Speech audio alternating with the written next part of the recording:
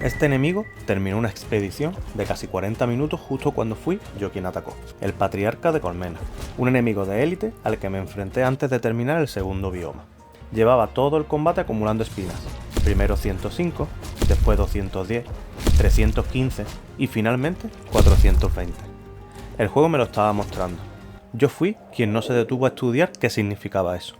Ataqué una vez más. Las espinas respondieron, mi héroe recibió el daño y murió. Y lo mejor es que no fue una muerte injusta. Bloodbound me había dado la información. El que todavía no sabía interpretarla era yo. Ahí está una de las mejores virtudes de un roguelite. Cuando termina una expedición, no solo mejora tu personaje, también mejoras tú, porque la siguiente vez podías regresar con nuevas mejoras, pero también sabiendo exactamente qué error no debías repetir.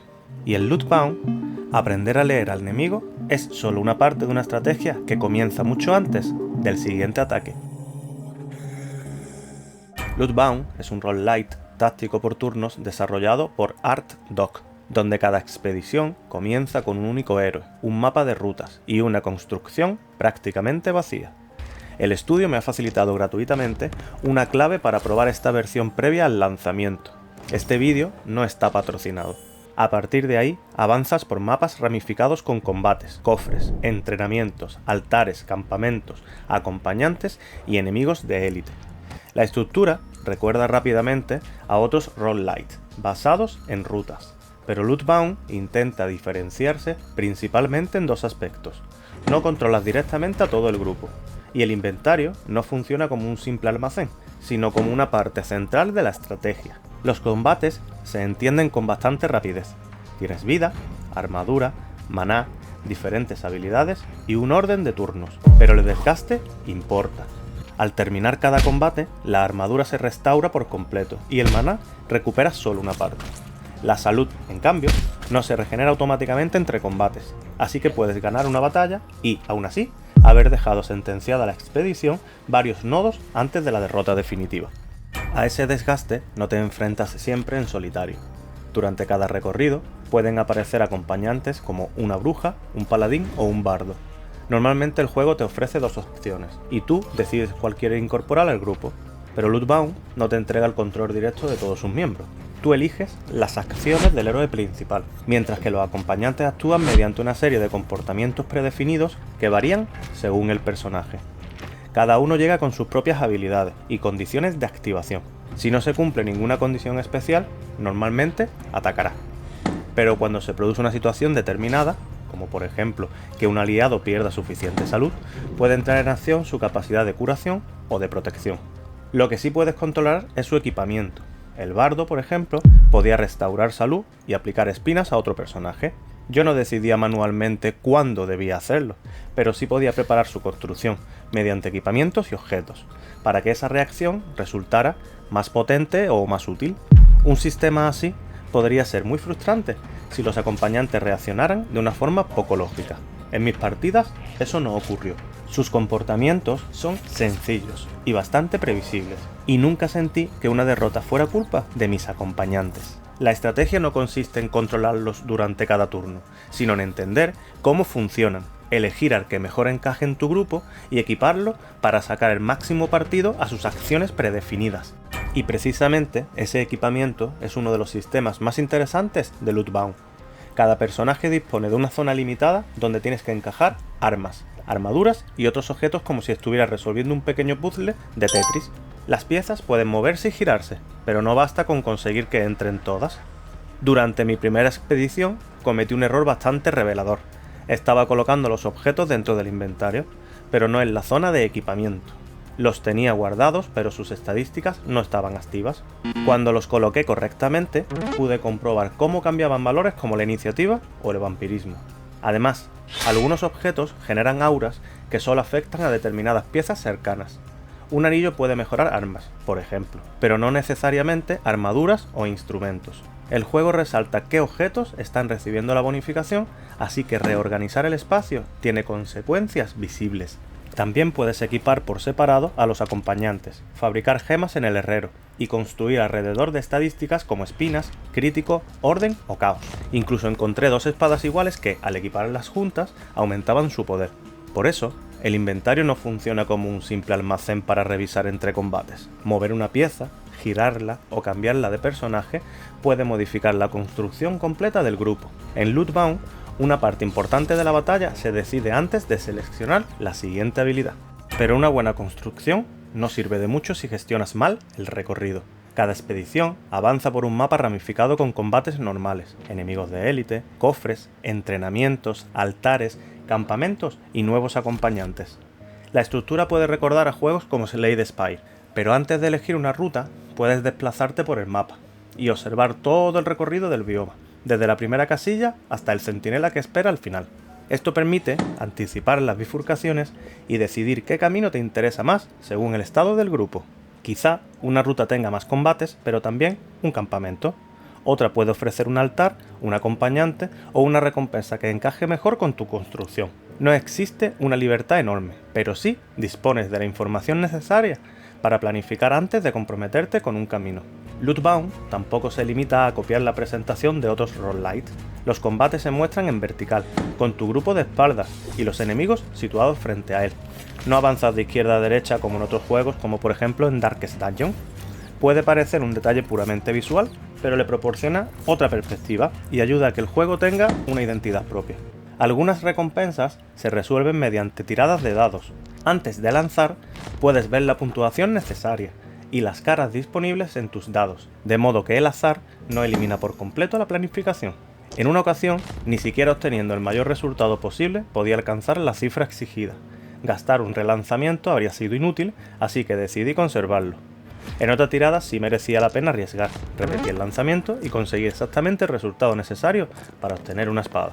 Los altares presentan otra clase de intercambio. Puedes sacrificar parte del maná del grupo para recibir un objeto divino, aunque hacerlo significa llegar a los siguientes combates con menos recursos para utilizar habilidades. Los campamentos permiten recuperar salud, pero no restauran automáticamente a todo el grupo ni recuperan maná. Además, durante el descanso aparecen pequeñas conversaciones que ayudan a dar personalidad a los acompañantes. Lootbound utiliza así cada parada del camino para obligarte a valorar el estado de la expedición. No solo eliges la recompensa que más te interesa, sino también cuánto puedes permitirte pagar por ella. Al final de cada bioma aparece un centinela, pero no es un enemigo al que tengas que derrotar. Cuando alcanzas esa última casilla, el juego te obliga a elegir una característica para el guardián. Por lo que he podido comprender durante estas primeras horas, esas decisiones irán definiendo poco a poco al adversario más poderoso al que terminarás enfrentándote. Es decir, tú mismo vas forjando a tu futuro jefe final. La idea me parece especialmente interesante porque no recuerdo haber visto en otros juegos que el propio jugador decida qué fortalezas, habilidades o características tendrá su enemigo más peligroso. Yo solo he llegado una vez hasta ese punto, y he elegido una de sus partes, así que todavía no puedo explicar hasta qué punto condicionará el combate final, ni si existe alguna estrategia clara a la hora de construirlo. Eso lo descubriré cuando siga jugando, pero, como concepto, consigue algo muy potente. Cada vez que completas un bioma, no solo haces avanzar tu expedición, también estás tomando una decisión que puede complicarte el enfrentamiento más importante del recorrido. Después de estas primeras horas, todavía me genera más curiosidad que conocimiento real, pero precisamente por eso es una de las mecánicas de Lootbound que más ganas tengo de seguir explorando. Cuando una expedición termina, regresas al castillo con los recursos que has conseguido durante el recorrido. Allí puedes adquirir mejoras permanentes para futuras partidas y desbloquear progresivamente nuevas salas y posibilidades. En los cuarteles, por ejemplo, pude mejorar atributos como la espina, el orden o la iniciativa. Esas bonificaciones no garantizan que la siguiente expedición vaya a salir bien, pero sí permiten que cada nuevo intento comience con alguna ventaja adicional. Y esa progresión no ocurre únicamente dentro del personaje, también ocurre en quien está jugando. En mi primera expedición todavía estaba aprendiendo incluso la diferencia entre guardar un objeto y equiparlo. Después empecé a comprender las auras, a organizar mejor el inventario, a conservar los relanzamientos cuando no podían servirme y a prestar más atención a las habilidades de cada enemigo. El ejemplo más claro es precisamente el patriarca de Colmena del comienzo del vídeo. Perdí porque no interpreté correctamente sus espinas, pero en una futura expedición ese mismo enemigo ya no podría sorprenderme de la misma manera. Lootbound utiliza así las derrotas de dos formas. Fortalece progresivamente a tu grupo y aumenta el conocimiento con el que afrontas el siguiente recorrido. Eso no elimina la repetición. Vuelves a recorrer biomas conocidos, repites combates y comienzas otra vez desde una construcción muy limitada. Pero esta estructura forma parte de la propuesta del género. La verdadera pregunta es si las mejoras, los nuevos objetos, los acompañantes y las distintas combinaciones resultan suficientes para convencerte de comenzar otra expedición. Después de 4 recorridos, mi respuesta era sí, me apetecía empezar un quinto, aunque con un descanso de por medio. La repetición ya empezaba a notarse, pero todavía tenía la sensación de que una construcción diferente podía llevarme un poco más lejos, un pasito más, otro recurso conseguido, una nueva habilidad, otra estrategia aprendida, un turno más. Roguelite. Y en Lootbound ese bucle funciona porque sus sistemas no parecen compartimentos separados. La ruta condiciona los recursos que consigues. Los recursos modifican el inventario. El inventario determina cómo actúan el héroe y los acompañantes. Y el estado del grupo decide qué riesgos puedes asumir después. Lo mejor para mí es precisamente esa relación entre sistemas. El inventario tiene consecuencias reales, las acciones predefinidas de los acompañantes son fáciles de anticipar y las tiradas de dados permiten calcular cuándo merece la pena arriesgar y cuándo conviene conservar un relanzamiento.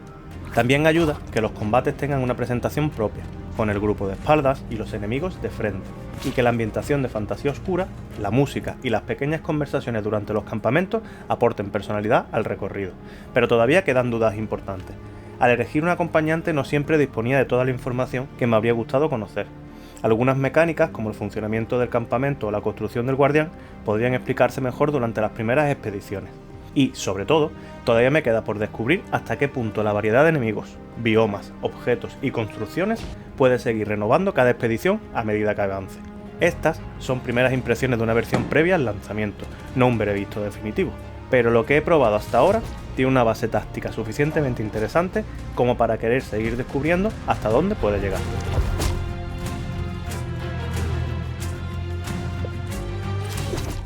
Lootbound no parece querer reinventar por separado el combate por turnos, los mapas ramificados o el inventario en forma de puzzle. Su personalidad aparece al unir todos esos sistemas. Aquí no solo decides cómo atacar, decides qué objetos pueden convivir, qué acompañante necesitas, qué recursos estás dispuesto a sacrificar y cuánto riesgo puede soportar una expedición antes de que se rompa.